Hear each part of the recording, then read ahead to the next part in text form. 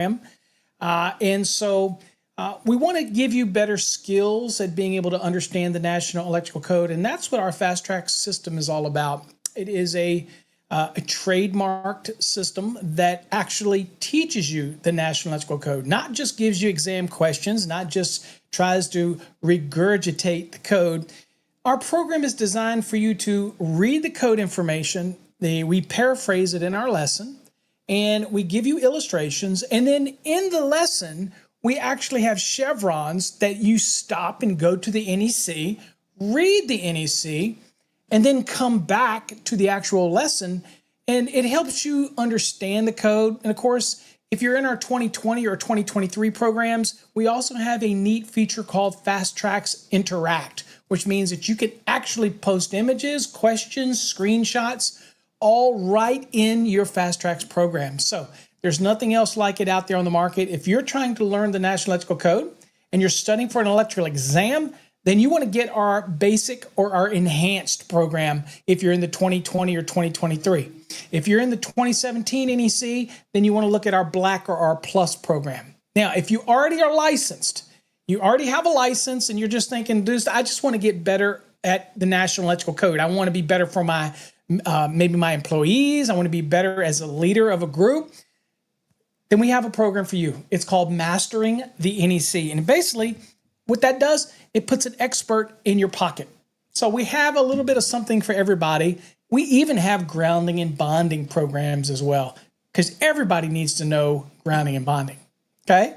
All right, on today's lesson, we're going to look at some exam prep questions, and we're going to dissect them, give you a little bit of understanding of how you would prepare for an exam, because in our Fast Tracks program, we also give you over 700 exam-style questions that are very similar to what you would see on an electrical exam. Not to mention, our competency reviews give you additionally hundreds of other very tough questions that you have to dissect out. And really, Unit 8, 11, and 13 in our program is the make or break for many people, because it's calculations and it really gets you looking at single family, multifamily, commercial.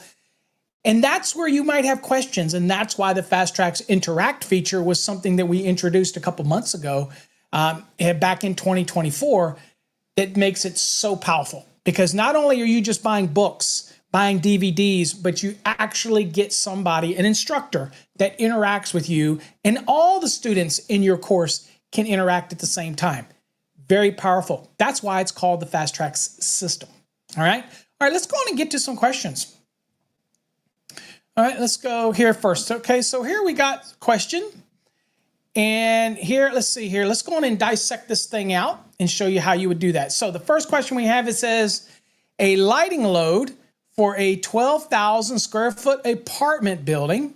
Okay, so we're thinking this is apartment building. So you have single family dwellings, two family dwellings, and you have multi-family dwellings. And all we're looking for is the lighting load, right?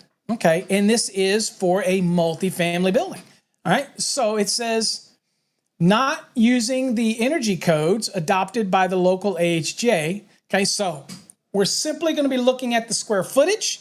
We're not worrying about any energy codes in this question.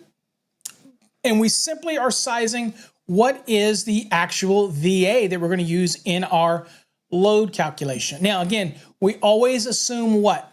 We always will assume the standard method.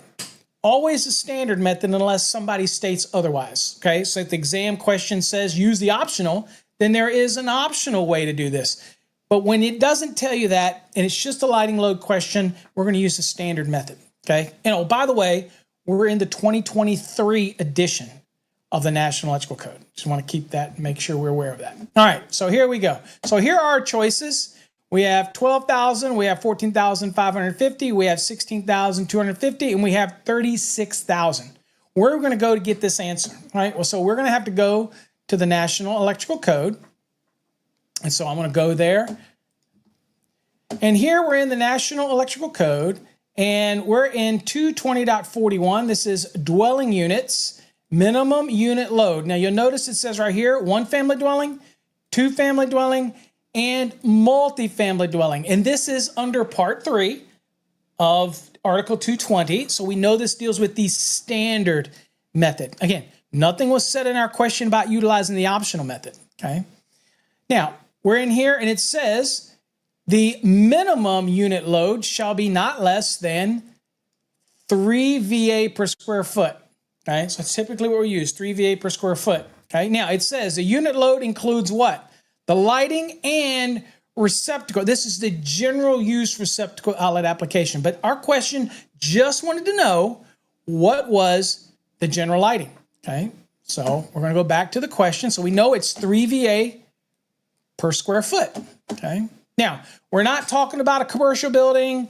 In that scenario, we'd be looking and saying, well, aren't you talking about the lighting loads for non-dwellings? No, we're not going to be working in 220.42. That's for non-dwelling applications. We're dealing with the dwelling application, right? So that's important for us to distinguish the two. All right, so let's go on and get back to our question. And let's do a little math here. So we know it's 3 VA per square foot, right? So we're going to go, and it was 12,000. So we're going to go 12,000 times 3. That's 36,000.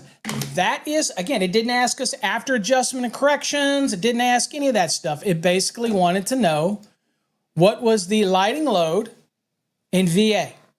And we went and found that it was 3 VA per square foot. Okay, and that's only the question it's asking. It didn't ask you to go out and size the service. It didn't say go any further than that. Be careful. Only answer what they ask you. Okay, so in this case down here, there you go, 36. And code reference, as you can see, 220.41. So in our program, not only do we give you the reference again, and some things might be electrical theory, and you should have learned that as you work through the trade, practical stuff, because we're focusing on teaching you what's in the NEC. And theory is pretty much not an NEC thing. That's something you should learn in the field. Okay. All right, let's go to the next one. All right.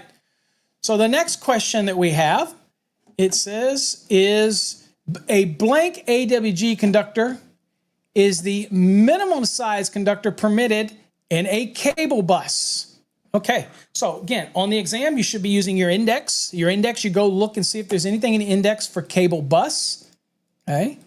Or you know that's a type of wiring method. You could go to the beginning of the NEC and look at the table of contents and find out, okay, what article is dealing with that, okay? And you might see that there is a specific article that deals with cable bus. And I can tell you, one of the things that you need to get used to is the fact that when you can identify that an article is fairly small, it's easier to use a technique that we call bold scanning. And that is where once I've done your study, you're in a structured program like ours, and you realize that the article's not very big, then you want to go to that article and start bold scanning. And in this case, we're looking for minimum size conductors because that's what the question asks. And it also gives us some sizes in the actual question, right? So it's telling us a 1 gauge, it's telling us a 1/0, a 2, a 2/0. So we've got some sizes here that it is giving us. Okay, so we can use all of this together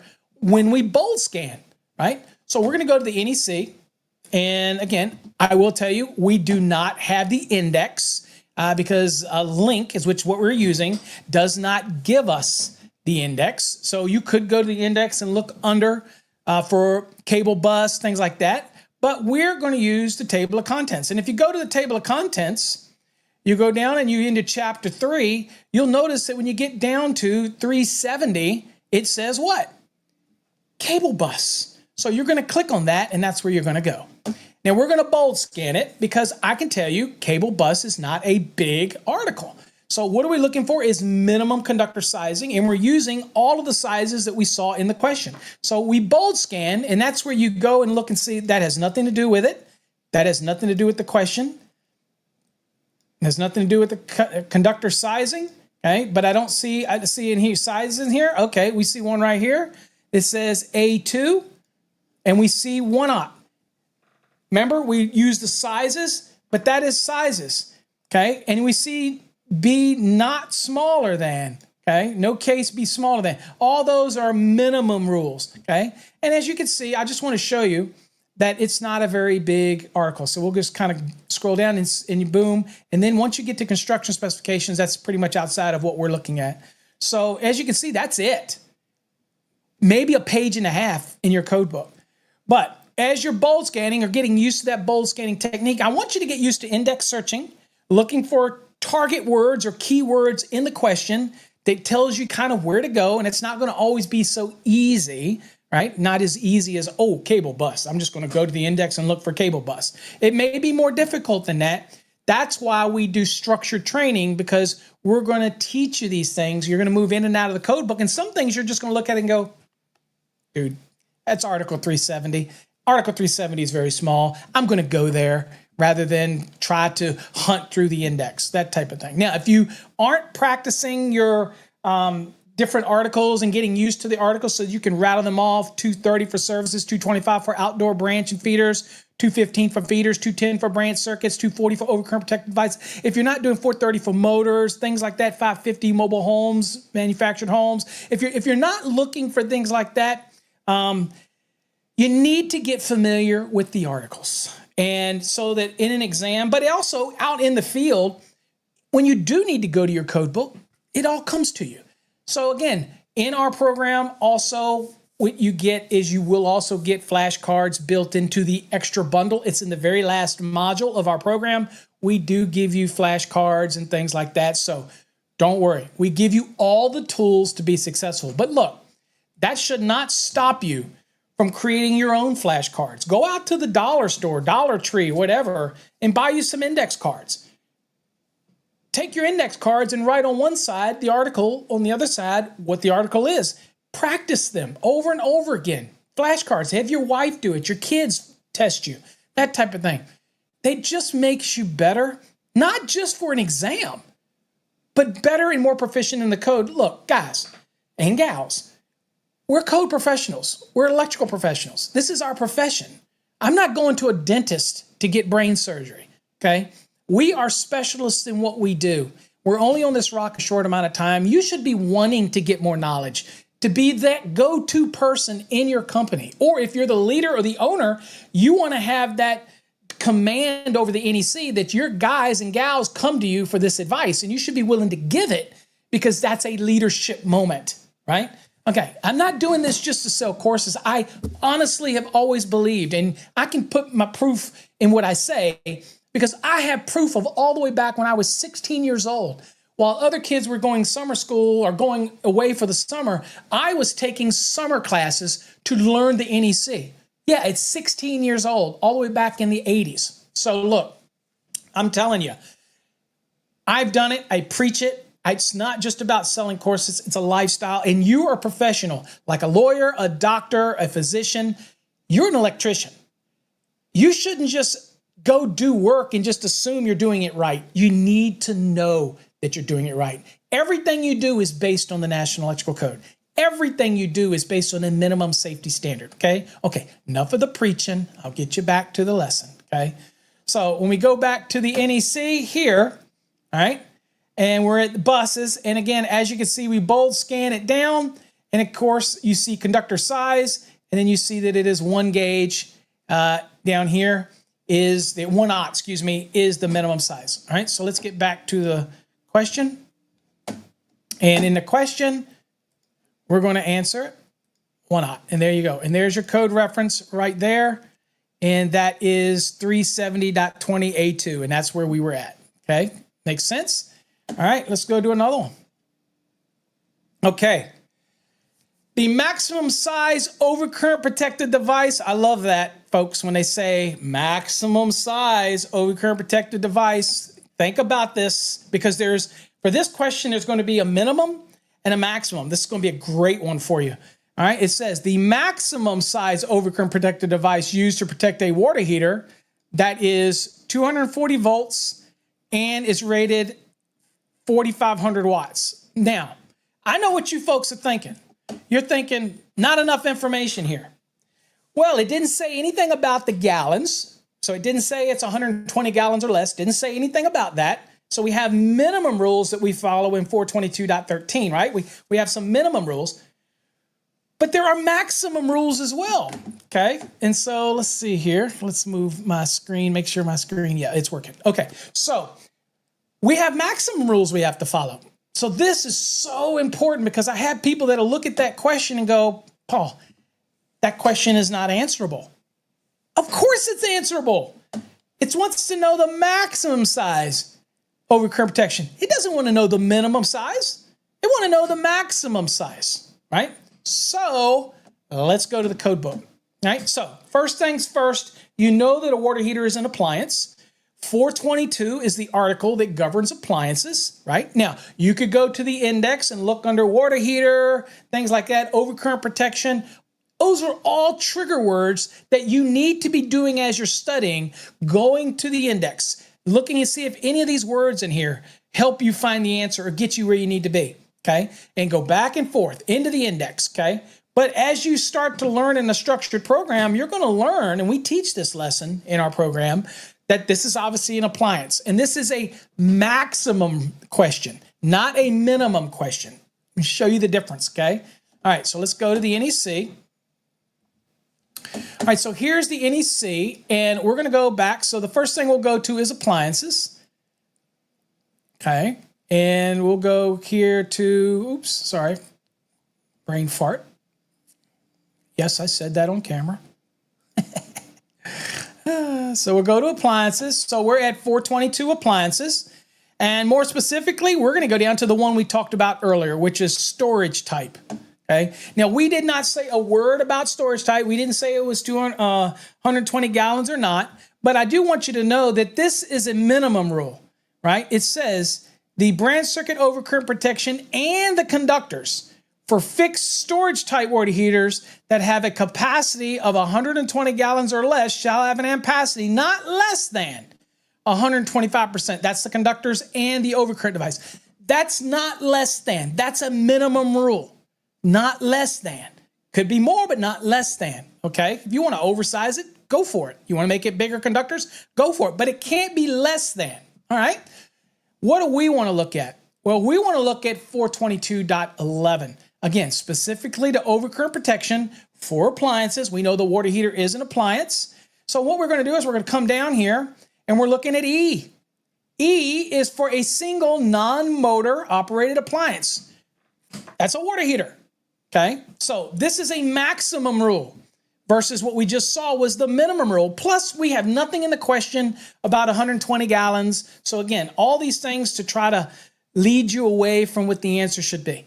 All right, so first thing is, it says if the branch circuit supplies a single non-motor operated appliance, it does, the rating of the overcurrent protection shall comply with the following. So the question was about overcurrent protection. Okay, it says number one, not exceed the overcurrent protection rating marked on the appliance. Ours was not marked. All it gave us was 4,500 watts, and it gave us the voltage. Okay, so we can do real quick a little math. So we had 4,500 watts. Here's a calculator, right? And I'm going to divide that by 240. And that was 18.75. Okay, so that's our amps for that 4,500. Now, we're not doing the application for the 120 gallon or less where you do it 125%. That's not part of this question. So stay with me. Not part of the question. Focus. All right, so it's not marked on there. We're given the values in voltage and we're given the values in wattage. So obviously the amps, the rating is not marked on it. Number two, not exceeding 20 amperes if the overcurrent protection rating is not marked, okay? And the appliance is rated 13.3 amps or less, okay?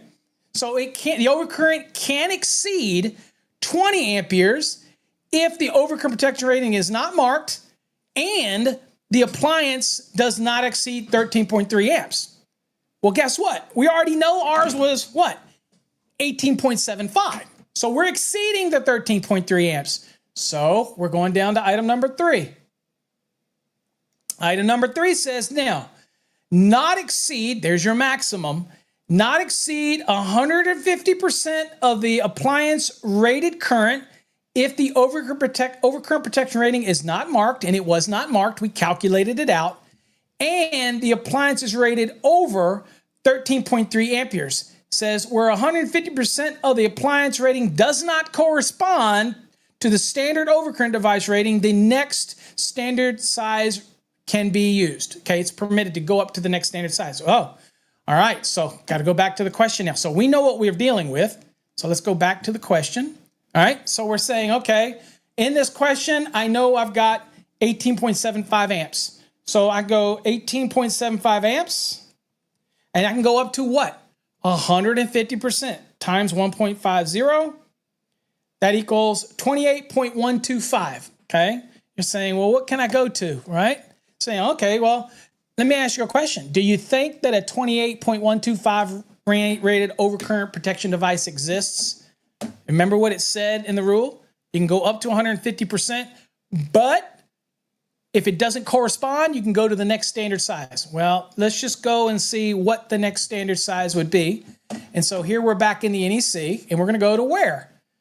That's right, 240.6, because that 240 is for overcurrent protection. The .6 is that nice little list of the different ratings of the standard size overcurrent protected devices. So we're going to go to 240.6. These are things you learn in our program, folks, and you just need to.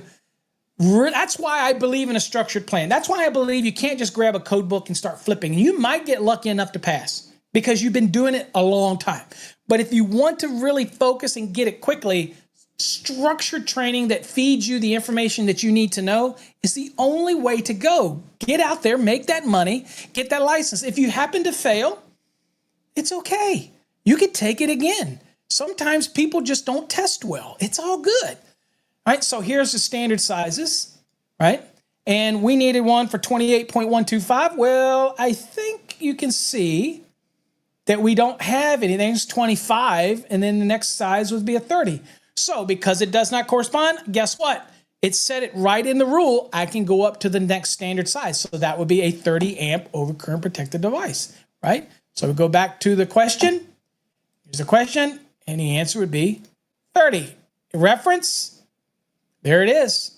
422.11 E3, that's exactly where we were at, and that answers the question. So remember, folks, it's so important to understand the question and really stop and read it. This was a maximum size. It could have been a minimum size question, and they would have had to give you what? They would have given you the gallons of the water heater and all that type of stuff, right? So important. Understand that that question said maximum, okay? You want to do another one? Okay, we'll do one more, and we'll go to the next one. Okay. Next question.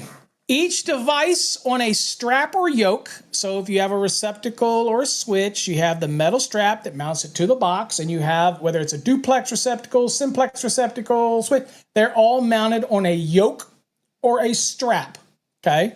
It says each device on a yoke or strap installed in a device box shall be counted as blank conductors. So this question should stick out to you right away as a box fill question, because it's saying, okay, so if it's a receptacle, duplex, simplex, switch, it's going in a device box. Obviously, looking at this, it's taking up a volume.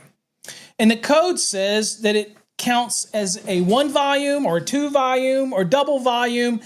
You have to look at it and say, okay, well, this is clearly a box fill. Now, where does box fill come into play? Well, if you've been in our program, you know where box fill is. All right, so one of those things that I like to do is say, okay, if I go to the index, I'm looking up things like box fill. I'm looking at things like device box. I'm looking all those triggers in this question to possibly lead me, where I think I need to be, okay? But some of these questions you're just going to know. You're going to look at it because you've been through a structured program like ours. You're going to say, well, this is clearly a box fill question, right? And so where do we go? All right. Well, we know that we go to box fill. We're going to Article 314 and specifically to Section 16 because we're looking at box fill. So that's where we're going to go. So let's go to the NEC and we're going to go to 314,